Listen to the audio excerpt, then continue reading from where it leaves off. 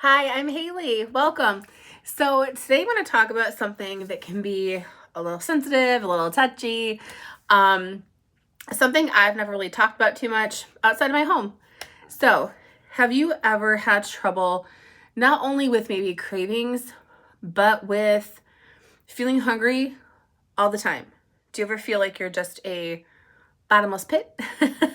If that is you, please subscribe because I'm going to do a few shorts after this to release this week talking about what I do and why.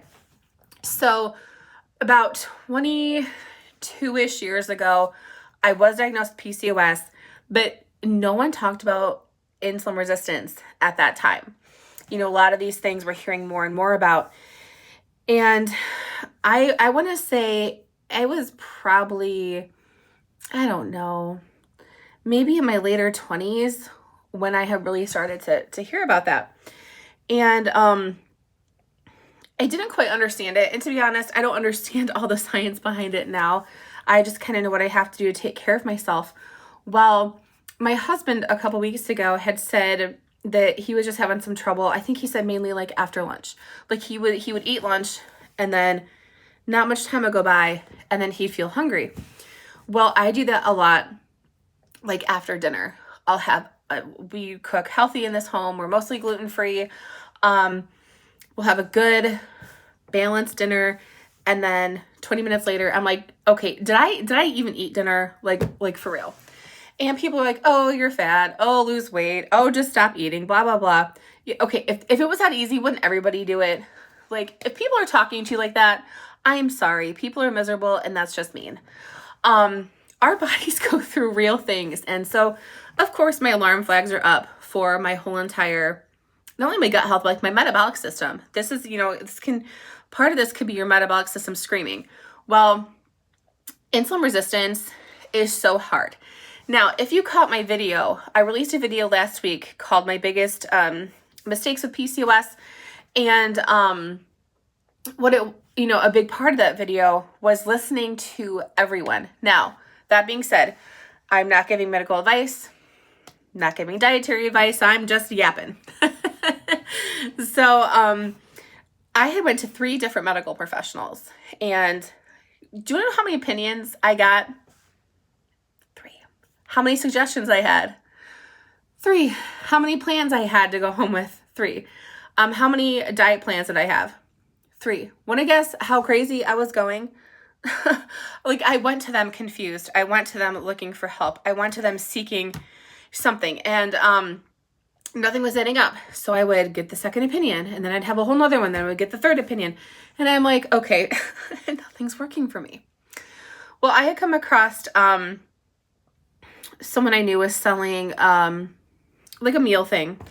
And I'm not going to say what it is, but it was all processed food. It all came in packages. And while I lost weight on this, it wasn't because of calorie control.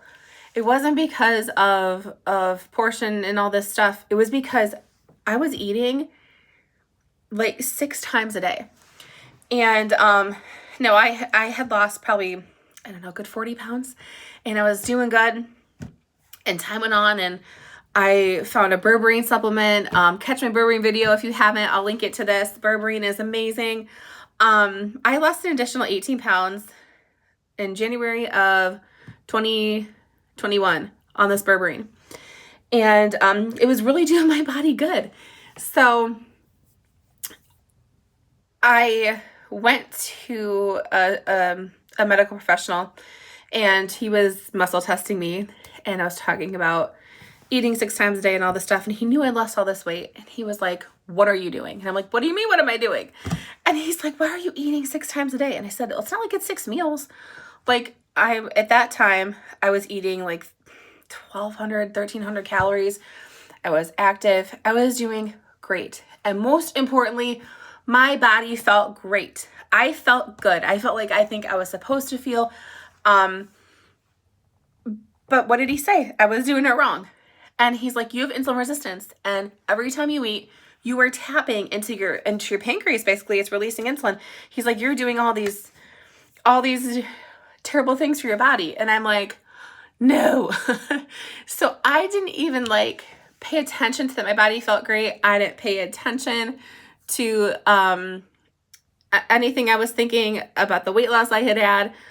The whole focus that I was feeling was, well, he thinks I'm doing it wrong, so I'm probably doing it wrong. I will never think like that again in my life. Ever. Now, like I said, I'm not saying don't listen to your doctors, because they can be spot on about things. I have had many professionals in my life give me help that I needed. This was just not one of those times. So I listened to him, and I started eating 3 times a day. And that was it, no matter how bad it was. And I was also in kind of a toxic friendship at that time. I was having trouble getting out of. And so between the stress of being starving, like literally all the time, and this toxic relationship, my body's stressed. My body's just pumping that cortisol. And now I'm doing something even worse, is I'm creating neural pathways in my brain. Anytime you create a habit, whether it's good or bad, you have to think of what you're doing to yourself mentally. So you're creating a neural pathway for yourself. So I was creating something really negative, and that made it way worse. And it took me a long time to pull out of that, all of it, the relationship, the friendship I was in,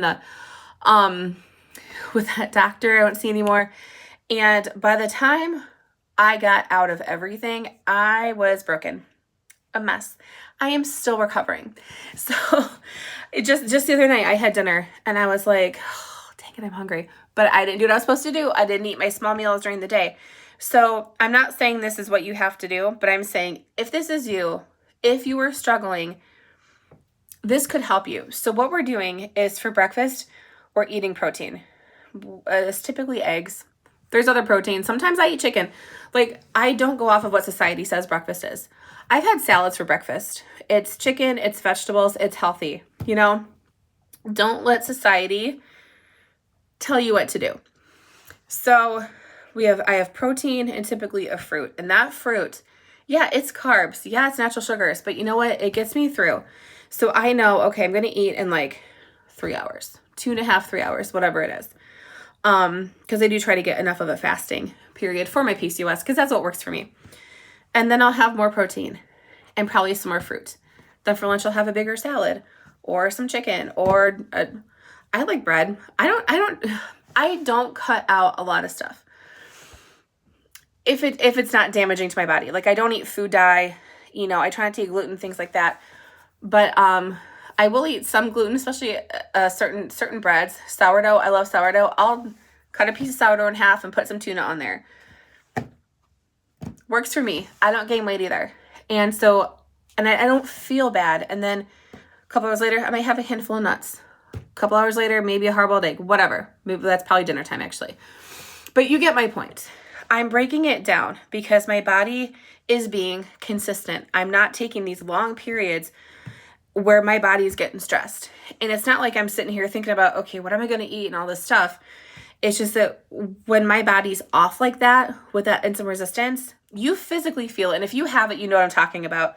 You physically feel it, and it's hard to not think about, because then you might be getting nauseous, you might be getting a headache, and all these things. So I'm going to be posting a couple shorts this week about what I eat daily, when and again, why it works for me so well. But if this is you, please subscribe, because I promise you there is something out there that will work for you. We just have to find what it is.